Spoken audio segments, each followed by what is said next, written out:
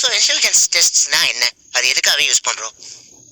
முதல்ல intelligence test எப்போ create பண்ணாங்கன்னு பார்த்தீங்கன்னா நான் உங்களுக்கு முன்னாடியே சொன்ன மாதிரி இன்டெலிஜென்ஸை பற்றியே முதல்ல யோசிக்க ஆரம்பிச்சது வேர்ல்டு வார் போது தான்.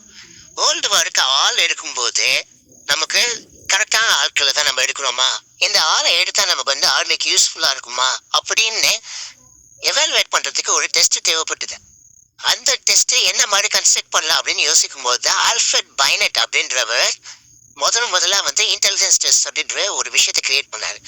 அவர் எதுக்காக அதை கிரியேட் பண்ணாருன்னு பார்த்தீங்கன்னா ஒரு மனிதனுக்கு எந்தெந்த லெவல் ஆஃப் அண்டர்ஸ்டாண்டிங்ஸ் இருந்தால் எந்தெந்த விஷயங்கள் அவருக்கு புரிதல் தரக்கூடிய விஷயங்கள் இருந்ததுன்னா அவரால் ஒரு ஆர்மி கேம்ப்ல சக்சஸ்ஃபுல்லாக இருக்க முடியும் அப்படின்றத மெஷர் பண்ணுறதுக்காக கண்டுபிடிக்கப்பட்ட டெஸ்ட் தான் முதல் இன்டெலிஜென்ஸ் டெஸ்ட்.